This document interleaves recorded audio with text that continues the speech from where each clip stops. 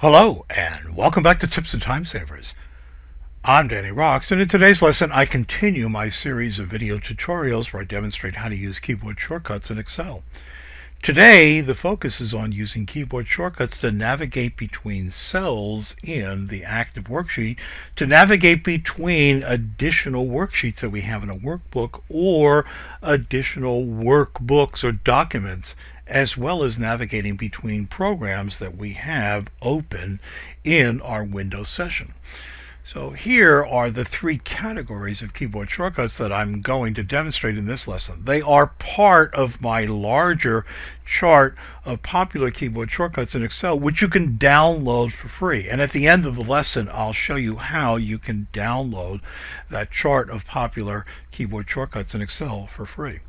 So for the first part of the lesson, I'm going to show you how you can navigate within a worksheet, moving to the next cell to the right, to the left, up or down. These keyboard shortcuts over here are extremely valuable. How to move to the last occupied cell in a row of data or in a column of data. All right, let's begin. What I want to do is I want to move over here into a data set. So I have a data set and I have 700 and some rows. When I want to move quickly down to the last cell that is occupied with data, use Control and the down directional arrow. So it moves me quickly down to row 734 in this case, which is the last cell moving down vertically that has occupied data. Control and the up directional arrow moves me up to the top cell vertically in this column that has occupied data. Now notice that if I have a blank and I use Control and the down directional arrow, you see it takes me down to the last cell that has data before it encounters a blank. So I'll use Control Z to undo that. Extremely important. Now there is a variation and some people prefer this. If you press the N key on your keyboard, notice that you now and the status bar are in what's called enter mode or end mode. So when you're in end mode, press any one of the directional arrows to take you to the last occupied cell. End and the right directional arrow. Or again, Control and the up directional arrow, Control and the left directional arrow. Now also notice that if I use Control and the right directional arrow, it takes me to the last occupied cell in this data set. Press Control and the right directional arrow again, it takes you to the first occupied cell that it finds in this row. Last occupied cell in this row in the current data set. Control right arrow again takes you to the last column. Now in Excel 2007, Excel 2010, we have our last column as XFD. Quite a few columns that you have over there. If you want to quickly get from wherever you are to cell A1, Control Home will take you there. Now let me give you a variation, and I'll use this in the smaller data set. You know that Control down arrow moves you down, Control up arrow moves you up to the last or the first occupied cell with data. Well, a variation is Control Shift and the down directional arrow, which will select all of the cells in that direction. Let's move over here and use Control Shift and the right directional arrow, Control Shift and the down directional arrow to be able to make a selection using cells in a contiguous direction that have occupied data in the cells. Alright, so let's come over and review this first grouping, which is what we just covered. I added in there the Control Shift and the directional arrow to make a selection rather than to move to. Alright, now let's move on to navigating between worksheets. So over here I'm clicking on a worksheet. Here I'm clicking on a cell. Here I'm clicking on a worksheet. There's a difference. Click on a worksheet and then you can use Control Page Down to cycle through the next worksheet moving to the right. Control Page Up, you cycle to the next worksheet moving to the left in your workbook. Very, very valuable, very, very easy to use. Now, also notice that I used a tab color, and I strongly recommend using a tab color. So with the tab color, what you're able to do is you're able to see visually which is the active worksheet. So you see this a strip of color rather than the full block of color in the active worksheet. So control page down, control page up. Very easy, very simple to use. Now let's talk about Shift F11.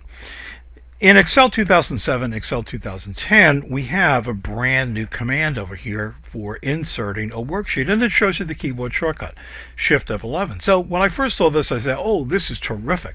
Shift F11 will insert a brand new workbook. Now, when we click the command, notice that it inserted a new blank worksheet to the right. So when I went in for the first time and I did Shift F11, I was hoping that it would insert a brand new worksheet to the right. Well, what it did, notice, Excel used sheet number 6 to insert the first worksheet, but when I hit Shift F11, inserted a brand new worksheet, sheet number 10 to the left.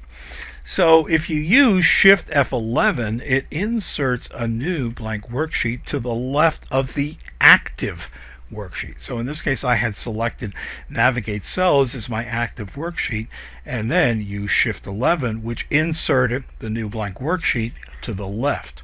So that is something that it takes you a little bit of time to get used to, but once you realize it, it does give you a lot of control. So in this case, I'm going to select those blank worksheets and I'm going to delete them. All right, now let's move over here and see our third part of this lesson. How we can navigate between Excel workbooks that are open and also between other applications that are open in our Windows session.